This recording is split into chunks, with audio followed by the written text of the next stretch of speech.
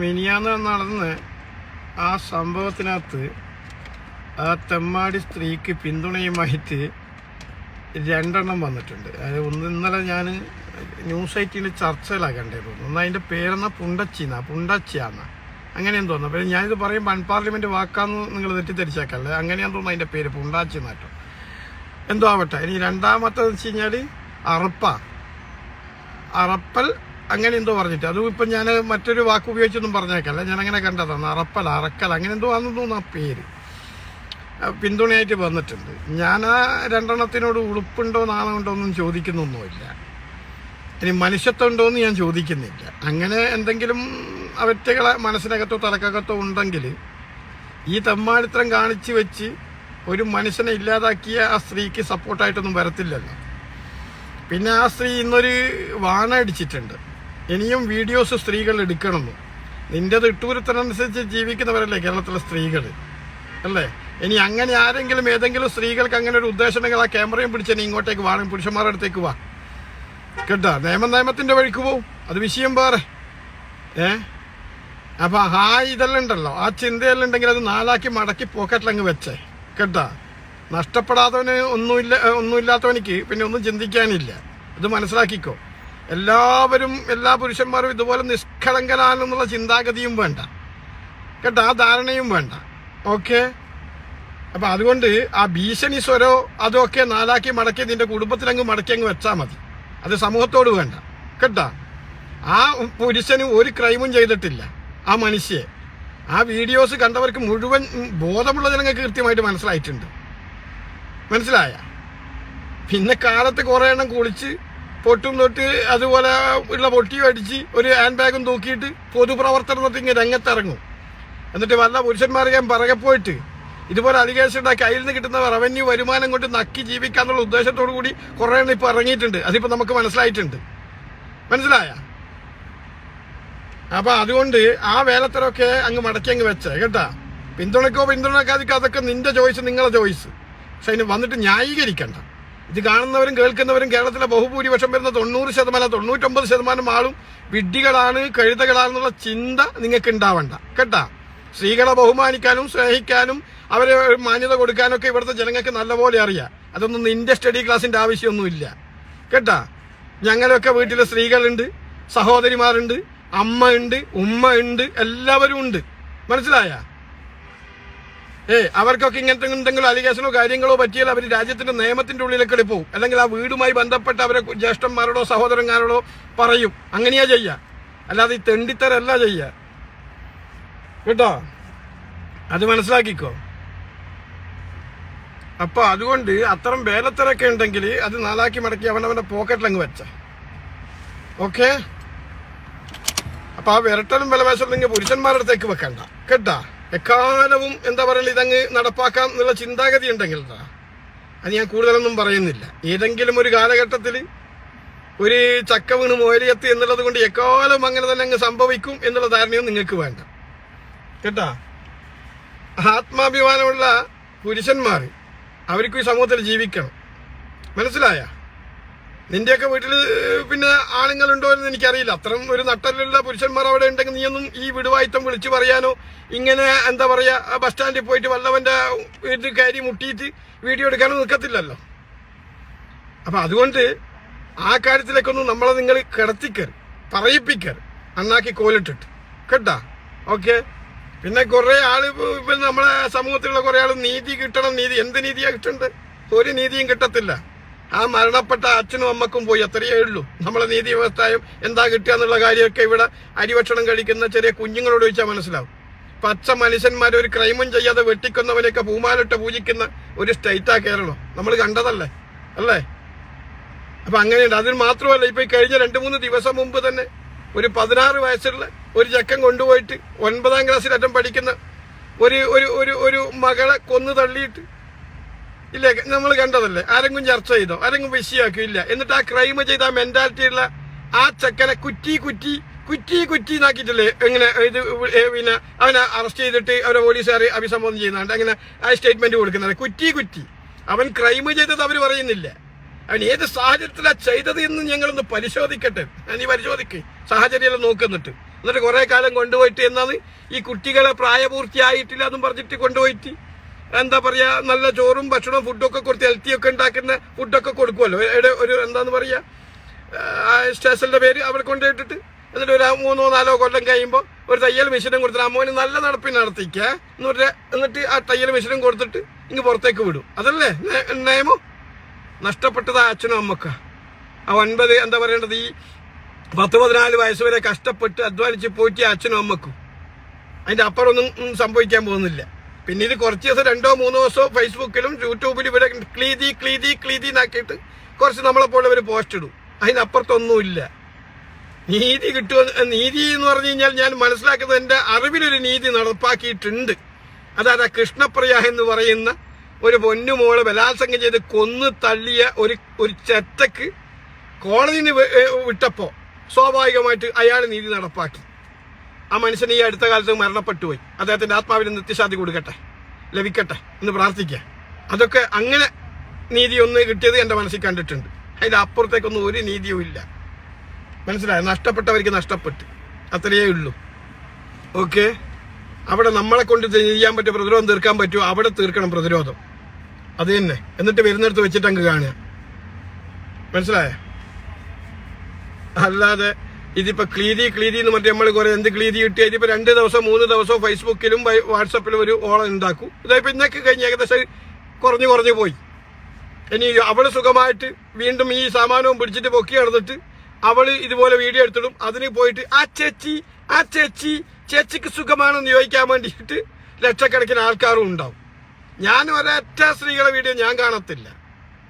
ഞാൻ സ്ക്രോൾ ചെയ്ത് നോക്കാം. ഞാൻ ആകെ യൂട്യൂബും മറ്റേ ഈ ട്വിറ്ററും ഈ ഫേസ്ബുക്കും കാര്യങ്ങളൊക്കെ ശ്രദ്ധിക്കുന്നത് നമ്മുടെ രാജ്യത്തുള്ള കാര്യങ്ങൾ അറിയാൻ വേണ്ടി, ഭരണകൂടത്തിന്റെ ഇതും പിന്നെ ജനങ്ങൾക്ക് പിന്നെ എന്താ പറയാ ഉപകാരപ്പെടുന്ന എന്തെങ്കിലും പദ്ധതികൾ ഗവൺമെന്റിന്റെ ഭാഗത്ത് ആസൂത്രണങ്ങളുണ്ടോ അല്ലെങ്കിൽ ലോകരാജ്യത്ത് നടക്കുന്ന സംഭവം അത്തരം വിജയങ്ങളൊക്കെ കാണും.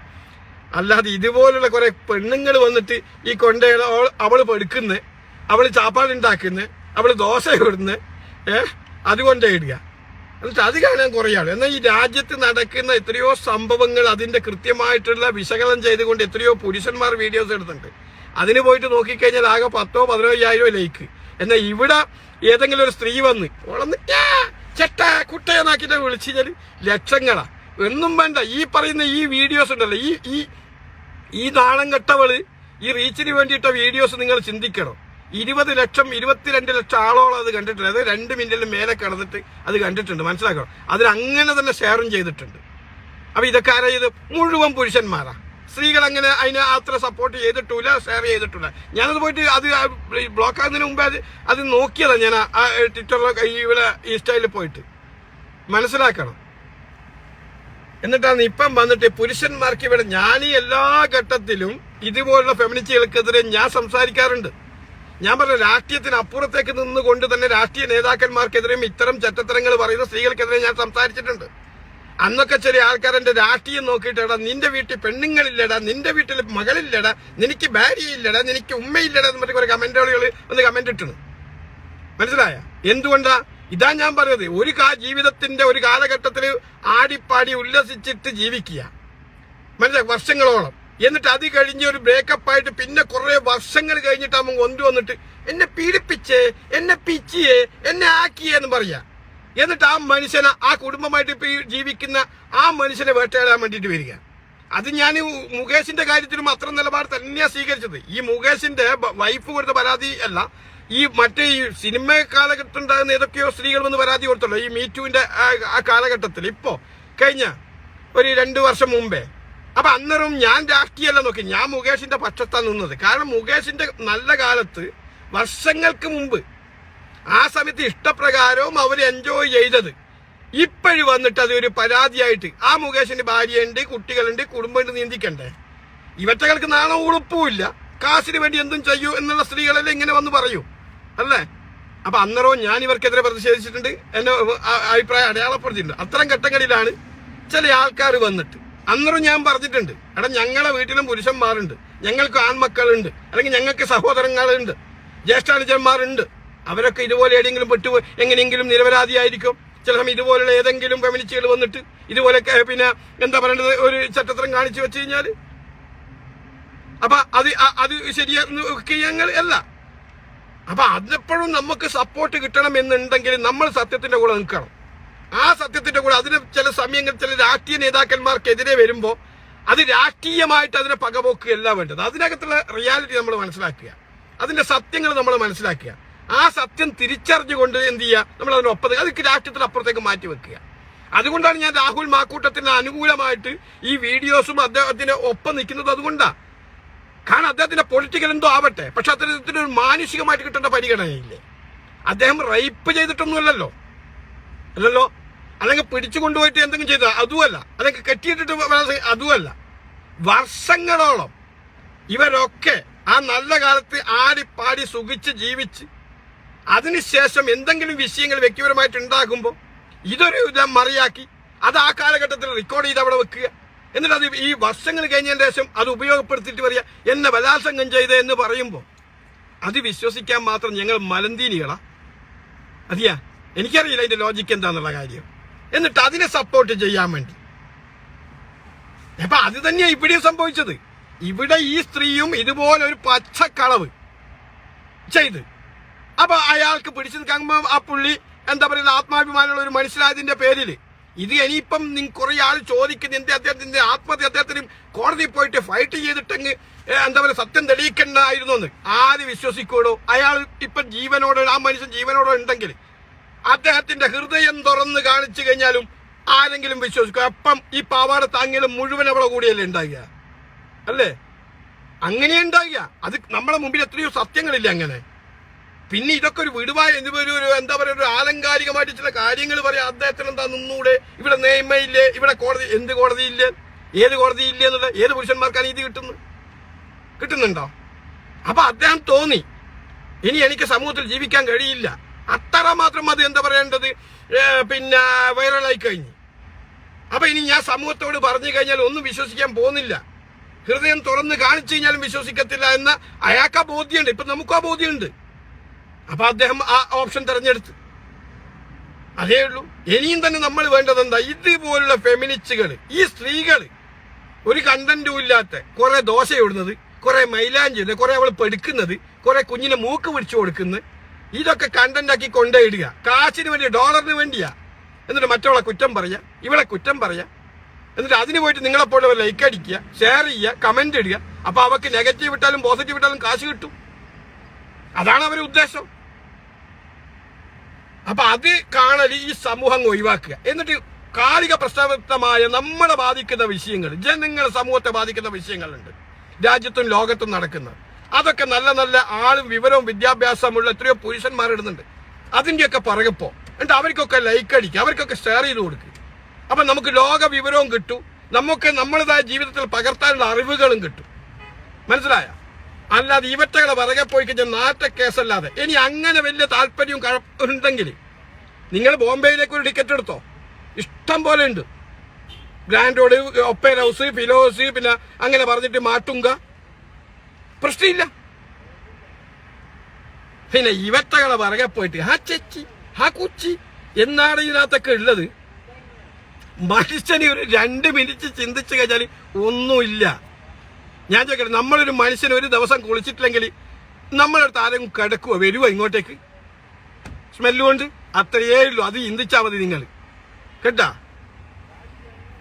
അതാ ഞാൻ പറഞ്ഞത്. ഞാനിപ്പോ ഇതിനകത്ത് എത്രയോ ഇവറ്റകളെ അപ്പൊ ഇവറ്റകളെ വീഡിയോ ഞാൻ ഓൺ ചെയ്യലില്ല. അപ്പൊ ഞാൻ വെറുതെ കമന്റ് പോയി നോക്കും.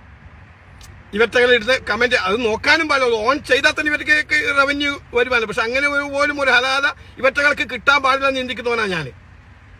മനസ്സിലായ? ഇത് കുറെ ഫിൽറ്റർ ഇട്ടിട്ട് ഇങ്ങ് വന്നിട്ട് അവിടെ എവിടെയും കാണിച്ചിട്ട് നിൽക്കുമ്പോൾ അതിന്റെ അടിയിൽ പോയിട്ട് രാത്രി ഉറക്കോഞ്ഞിട്ട് നിൽക്കുന്ന എത്രയോ ആൾക്കാരുണ്ട്. മനസ്സിലായ? എന്നിട്ട് ഇവറ്റകളെ സമൂഹം തന്നെ വളർത്തുന്നു. എന്നിട്ട് ഇപ്പം എന്നിട്ട് ക്ലീതി കിട്ടണം എന്ത് ക്ലീതി കിട്ടണം എന്നുണ്ടെങ്കിൽ നിയമത്തിന്റെ മുമ്പിൽ എന്ത് ക്ലീതി കിട്ടും ഞങ്ങൾക്കറിയാം. പക്ഷെ നിങ്ങളൊരു കാര്യം ചെയ്യേണ്ടത്, ആർപ്പത്തിൽ ഇനി മുതൽ ഇന്നൊരു ശബ്ദം എടുക്കുക. ഇതുപോലെ ഒരൊറ്റ ഫെമിനിസ്റ്റിന്റെയും ഒരു യൂട്യൂബോ ഒരു ഫേസ്ബുക്കിലോ ഞങ്ങൾ കാണത്തില്ല, ഞങ്ങൾ ലൈക്ക് അടിക്കത്തില്ല എന്ന ഒരൊറ്റ തീരുമാനം എടുത്തു കഴിഞ്ഞാൽ തീരാവുന്ന പ്രശ്നങ്ങളേ ഉള്ളൂ എന്ന് മാത്രം പറഞ്ഞുകൊണ്ട് ഞാൻ അവസാനിപ്പിക്കുന്നു. ഓക്കെ.